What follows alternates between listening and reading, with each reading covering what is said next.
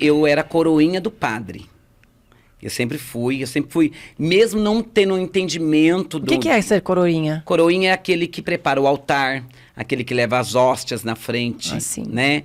Eu era um menininho que ajudava o padre, né, antes de começar a missa.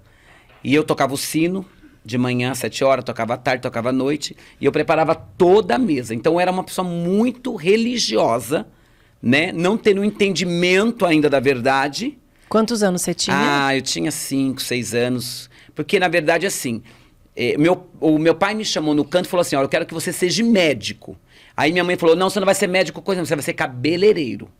Eu pensei comigo, nem médico, nem cabeleireiro, porque eu não gostava de nenhuma das profissões. Mas eu pensei na minha cabeça, eu vou ser padre, porque padre não faz nada, come, bebe e dorme. Eu sempre achei que vida de padre é vida boa. Tem a pele bonita, não faz nada. E eu acompanhei a vida do Padre Vitório. Só que quando eu comecei a me envolver em casa de padres e comecei a ver que o negócio estava ficando sério, que eu ia ter que estudar e eu não gostava de estudar, eu falei, eu não vou ser padre, eu não vou ser médico, eu não vou ser cabeleireiro, eu vou ser artista e pago o preço que for preciso para ser artista, nem que eu tenha que vender a minha alma para Satanás. Essa palavra, vender a minha alma para Satanás, foi uma brecha muito grande que eu dei, porque o inimigo está ao derredor e ele está ali captando e pegando qualquer palavra que é lançada no mundo espiritual. Qualquer eu intenção. não vendi a minha alma, mas eu disse, nem que eu tenha que vender. Aí, aos meus 6, 7 anos, eu fui abusado sexualmente por um tio da família da minha mãe. Minha mãe tinha 14 irmãos. E ali a gente não pôde contar, porque todas as férias eu ia passar na casa do meu avô. E eu não tinha como contar, né? Foi repetidas vezes. Foi algumas vezes, mas aí a última vez foi a pior pra mim, né? E aí eu tive que contar pra minha mãe, não pude contar pro meu pai.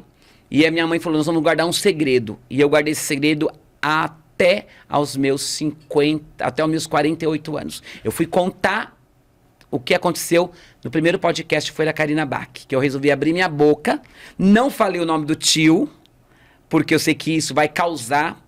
Minha família toda mora na cidade de Socorro, para vender Bragança Paulista. E eu falei, agora eu vou abrir minha boca, né? E aí, na verdade, essa palavra que eu falei, eu vou vender, aí o inimigo pegou, e aí realmente eu comecei a ficar descontrolado emocionalmente, né? Nunca tive depressão, mas os demônios possuem o meu corpo. E por que você queria ser artista? Porque você andava lá no meio religioso, no meio de padres. Porque na verdade, assim, eu não tenho ninguém da família do meio artístico, mas eu sempre gostei do meio artístico, né? Eu sempre achei muito legal, muito interessante. Você assistia na televisão? Eu assistia na televisão, assistia muito na televisão, né? Quando eu era criança, porque o meu pai, ele ficou 40 anos sem se falar comigo na mesma casa. 40 anos, na mesma casa. Porque quando eu falei que eu não ia ser mais médico, ele falou assim, olha, então vou te deserdar. Meu pai é um homem bem de vida, um bom pai para minhas irmãs. Qual a profissão dele? Então, na verdade, ele trabalhou muitos anos na Sabesp, e ali ele começou a investir, e comprou muitas propriedades, comprou sítio na montanha. Só que assim, era um pai bom para as minhas irmãs e um marido bom para minha mãe, mas um pai péssimo para mim.